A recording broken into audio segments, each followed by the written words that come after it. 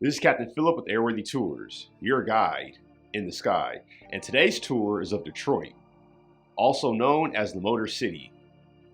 Now we have a very full tour today, so with that being said, let's get started. Prior to European contact, the region was inhabited by the indigenous Huron, Ottawa, Potawatomi, and Iroquois peoples. European contact did not occur until French missionaries and traders made their way into the region during the 1630s. On July 24, 1701, Antoine de la Mothe Cadillac, along with more than 100 other settlers, established Fort Pontchartrain du Detroit on a site in what today is downtown Detroit. During this time, the settlement's economy was primarily based on the lucrative fur trade.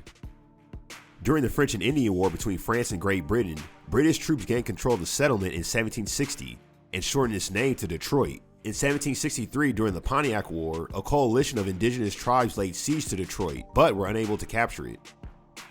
After its defeat, France ceded its territory in North America east of the Mississippi River to the British.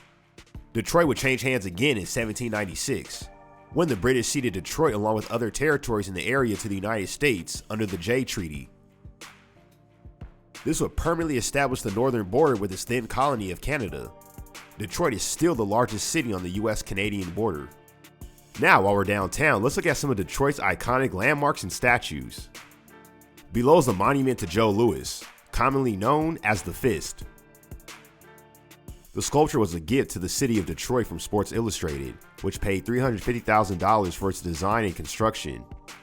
The statue was completed in 1986 by sculptor Robert Graham and pays tribute to famed boxer Joe Louis, who defeated German boxer Max Schmeling in 1938.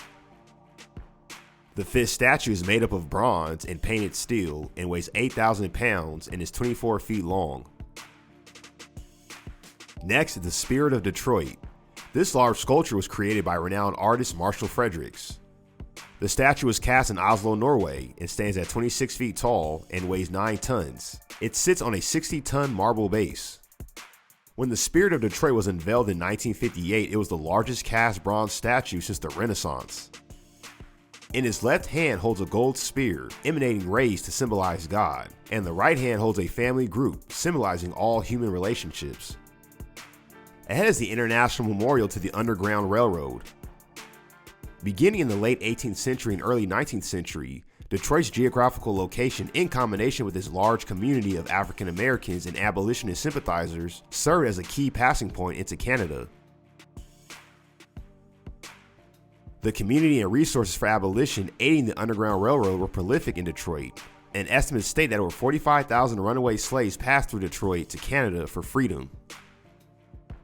Sculpted by Ed Dwight and dedicated on October 20, 2001, the Memorial to the Underground Railroad pays tribute to the city's contribution and to the thousands of railroad conductors who made freedom possible.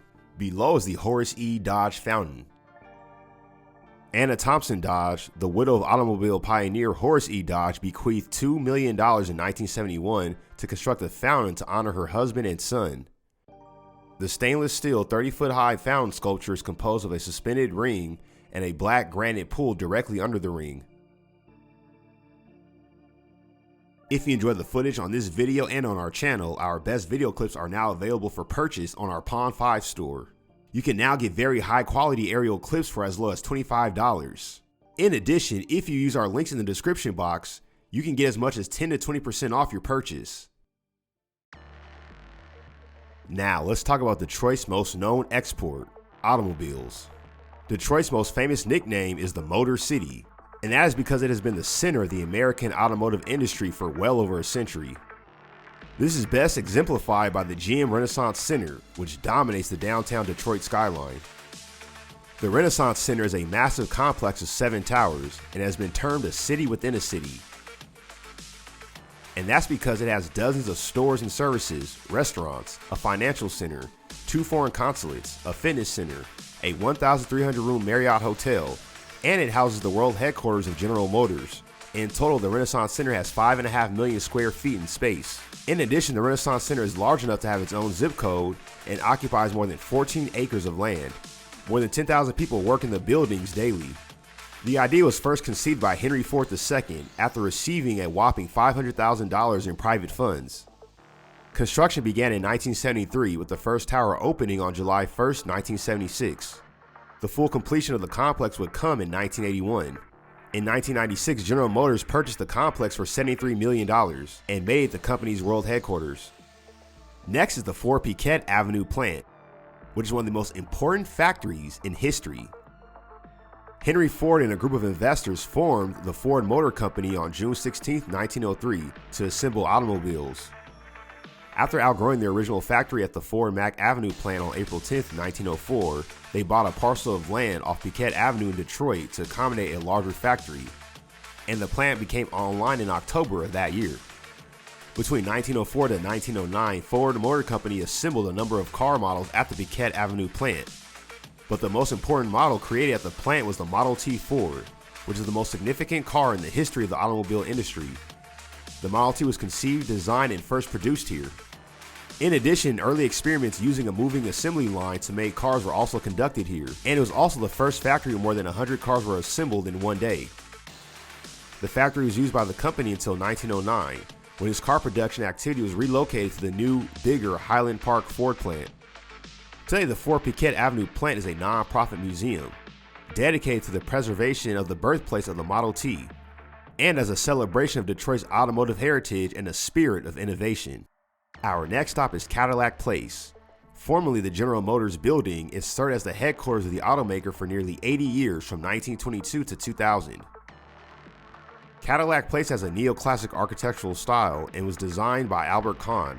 The building rises 15 stories to a total height of 220 feet. The building has 31 elevators and over 3,000 offices. In total, it has approximately 1.3 million square feet of space. When it opened in 1922, it was the second largest office building in the world. GM moved out in 2000 after taking over the Renaissance Center downtown. 2 years later, the building was renamed Cadillac Place after the city's founder, Antoine de la Motte Cadillac. It now houses the state of Michigan's Detroit offices. The decline of Detroit's auto industry is well known at this point. This was due primarily to foreign competition and automation. However, there are still a number of factories in the Detroit metropolitan area, which is a topic we will cover in our next video. So make sure you subscribe to the channel to be notified when we release that. Heading out to Dearborn, Michigan, our next stop is the Automotive Hall of Fame. This museum focuses on the history of the automobile and the hundreds of pioneers who made great contributions to the industry. Founded in 1939 at the World's Fair, the museum was relocated to its current location in 1971. To date, the Automotive Hall of Fame has honored nearly 800 men and women from around the world. Right next door is the Henry Ford Museum of American Innovation.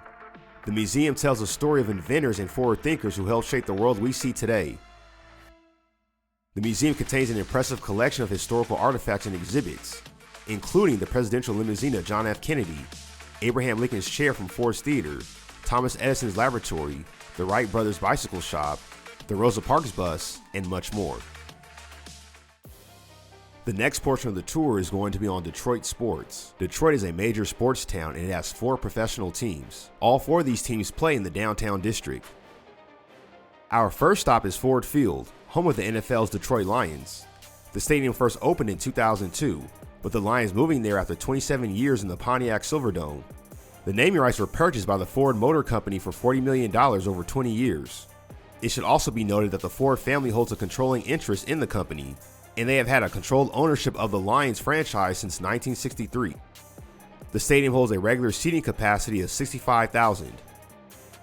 Unfortunately for their fans, the Detroit Lions have been known for being a historically bad franchise. In 2008, they had a winless year after going 0-16. The Lions have also just won 1 playoff game in the Super Bowl era, which happened in 1991. But, like they say, there's always next year. Right next door is Comerica Park, home of the MLB's Detroit Tigers. The first game at Comerica Park was held on April 11, 2000. With 39,000 spectators attending on a cold, snowy afternoon, the Tigers beat the Seattle Mariners 5-2 that day. The Tigers have won 4 World Series, with the last one coming in 1984. And across the street is the Little Caesars Arena, home of the NBA's Detroit Pistons and the NHL's Detroit Red Wings. Opened on September 5, 2017, the arena, which cost $862 million to construct and replace the Palace of Auburn Hills and the Joe Louis Arena. While Little Caesars Arena has not witnessed a championship, both the Pistons and Red Wings have had success in their leagues. The Pistons have won 3 NBA championships, with the last one coming in 2004. while the Red Wings have a whopping 11 Stanley Cups, the third most in NHL history. As mentioned earlier, African Americans have had a huge impact on Detroit, which really deserves its own video. Ahead is the Motown Museum. The building was purchased by Motown founder Berry Gordy in 1959, and it served as the first headquarters and recording studio of Motown Records. Legendary musicians to perform under this roof include Marvin Gaye, Stevie Wonder, Jackson 5, The Supremes, The Miracles, and many more. From 1961 to 1971, Motown had over 100 top 10 hits, gaining it the nickname of Hitsville, USA. Gordy would move the music label to Los Angeles in 1972. Next is the Charles H. Wright Museum of African American History. The original museum was founded in 1965 and it moved to the current campus in 1997. The museum now has a collection of 35,000 artifacts and a 125,000 square feet of space. Between 1997 to 2016, it was the largest museum dedicated to Black history in the world. The most notable exhibit is called And We Still Rise, which offers a comprehensive look at the history of African American resilience, from the tragedy of the Middle Passage to the heroism of the Civil Rights Movement and beyond. If you enjoyed today's tour, you can tip your tour guide by hitting the like button. Also, make sure to check out one of our other city tours over here. And don't forget to subscribe to the channel to be a part of future aerial tours. Thank you for flying with Airworthy Tours, and I look forward to seeing you on our next flight.